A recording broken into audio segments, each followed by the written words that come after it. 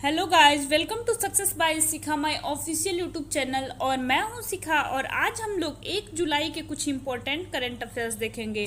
और हाँ, अगर मेरा कंटेंट आपको फ्रूटफुल लग रहा है, अगर आपको लग रहा है कि इससे कुछ फ़ायदा हो रहा है, तो फिर चैनल को लाइक शेयर सब्सक्राइब जरूर कीजिए। अब बढ़ते हैं क्वेश्चन की तरफ कि हमारा पहला जो है वो क्वेश्चन क्या है। तो हमारा पहला क्वेश्चन है कि नीति आयोग के सीईओ का कार्यकाल जो है ये कब तक बढ़ा दिया गया है। तो हमारा पहला ऑप्शन है 2024, दूसरा है 2022, तीसरा है 2023 और चौथा है 2025। तो नीति आयोग के सीईओ का कार्यकाल जो है ये 2022 तक बढ़ा दिया गया है। और नीति आयोग के सीईओ का नाम क्या है? तो इनका नाम है अमिताभ कांत। और अमिताभ कांत का जो है ये बहुत सारे इन्होंने भारत में बहुत सारे जो भी आया है नियम कानून या कोई भी बिजनेस स्टार्ट हुआ है, इनमें इनका बहुत बड़ा योगदान रहा है। जैसे make in India, startup India, अतुल्य भारत, गॉड्स ऑफ कंट्री जैसे कई महत्वपूर्ण कामों में इन्होंने अपनी भूमिका निभाई है। और 2016 में जो है ये सार्वजनिक नीति थिंक टैंक का सीईओ भी इनको नियुक्त किया गया था। अब देखते हैं कि हमारा नेक्स्ट क्वेश्चन क्या है। तो हमारा अगला क्वेश्चन है, अंतर्राष्ट्रीय दूरसंचार संघ द्वारा जारी वैश्विक साइबर सुरक्षा सूचकांक में है जो भारत कितने स्थान पे है? ग्लोबल साइबर सिक्योरिटी में भारत का स्थान जो है ये कौन सा है? तो हमारा पहला ऑप्शन है भारत 20वें नंबर पे है, दूसरा है 10वें पे है, तीसरा है 19वें पे है और चौथा है 14वें पे है। तो भारत जो है ये ग्लोबल साइबर सिक्योरिटी इंडेक्स में जो है ये भारत का रैंक जो है ये 10वें पे है। अगर इसमें देखा जाए तो फर्स्ट पे किसका रैंक है? तो फर्स्ट पे यूएसए का है और सेकंड पे जो है ये ब्रिटेन का रैंक है। और अगर इसका हेडक्वार्टर आपसे पूछा जाए कि आईटीयू का हेडक्वार्टर कहाँ है, तो जिनेवा स्विट्जरलैंड में है। अब देखते हैं कि हमारा नेक्स्ट क्वेश्चन क्या है। तो हमारा अगला क्वेश्चन है कि अंतर्राष्ट्रीय क्षुद्र ग्रह दिवस ये कब मनाया जाता है? तो हमारा पहला ऑप्शन है 30 जून, दूसरा है 22 जून, तीसरा है 21 जून और चौथा है 25 जून। तो अंतर्राष्ट्रीय क्षुद्र ग्रह दिवस जो है ये आपका 30 जून को मनाया जाता है। और 30 जून को और क्या मनाया जाता है? तो 30 जून को अंतर्राष्ट्रीय संसदीय दिवस भी जो है ये 30 जून को मनाया जाता है। अगर आपको क्षुद्र ग्रह के बारे में देखें कि आखिर ये क्षुद्र ग्रह है क्या, तो क्षुद्र ग्रह जो है ये एक खगोलीय पिंड होता है जो ब्रह्मांड में विचरण करते रहता है। और यह अपने आकार में जो है ये ग्रहों से छोटा होता है और उल्का पिंडों से जो है ये बड़ा होता है। और अगर 1 जुलाई को आपसे पूछा जाए कि 1 जुलाई को कौन कौन सा डे मनाया जाता है, तो 1 जुलाई को सीए डे भी मनाया जाता है और 1 जुलाई को जो है ये डॉक्टर्स डे भी मनाया जाता है।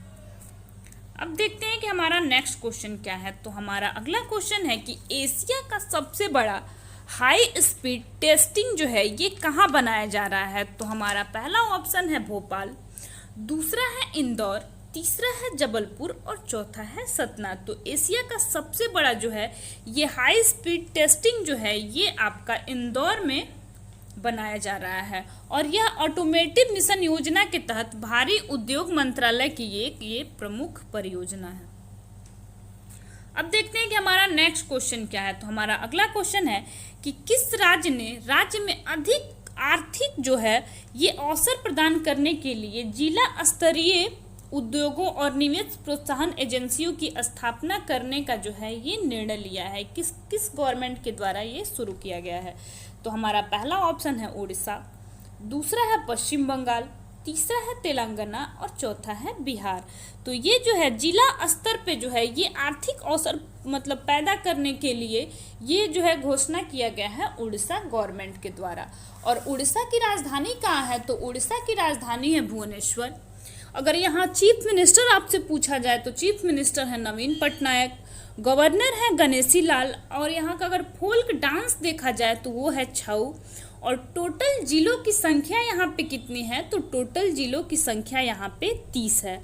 और इम्पोर्टेंट नदी यहाँ पे कौन कौन है? तो महानदी है, मचकुंड है, जोंक है और संकार नदी भी यहीं पे है। अगर पूछा जाए कि उड़ीसा में झील कौन कौन सा इम्पोर्टेंट है, तो चिल्का लेक है, अंशुपा लेक है और कंजा लेक है। और थर्मल पावर प्लांट का बात किया जाए तो यहाँ पे तलचर पावर प्लांट है, आईबी थर्मल पावर स्टेशन है और हीराकुंड पावर प्लांट है। और अगर यहाँ पे वन्यजीव अभयारण्य के बारे में देखा जाए तो सतकोसिया टाइगर रिजर्व है, सिमलीपाल है, भीतरकनिका है और नंदनकानन जूलॉजिकल पार्क भी यहीं पे स्थित है। और यहाँ का फेमस फेस्टिवल कौन कौन सा है, तो फेस्टिवल आपका है दुर्गा पूजा, पूरी यात्रा, ढोला पूर्णिमा, देवसाना और कोणार्क जो है यहाँ का फेमस फेस्टिवल है। और अगर प्रमुख मंदिर बोला जाए फेमस मंदिर, तो यहाँ पे जगन्नाथ टेम्पल है, कोणार्क सन टेम्पल है, ब्रह्मेश्वर टेम्पल है और मुक्तेश्वर टेम्पल भी यहीं पे स्थित है। अब बढ़ते हैं अपने अगले क्वेश्चन की तरफ। तो हमारा अगला क्वेश्चन है कि आईसीसी पुरुष T20 विश्व कप का आयोजन कहाँ किया जाएगा। तो हमारा पहला जो ऑप्शन है वो है ओमान, दूसरा है यूएई, तीसरा है मस्कट और चौथा है श्रीलंका। तो आईसीसी पुरुष T20 विश्व कप का आयोजन जो है ये ओमान में किया जाएगा।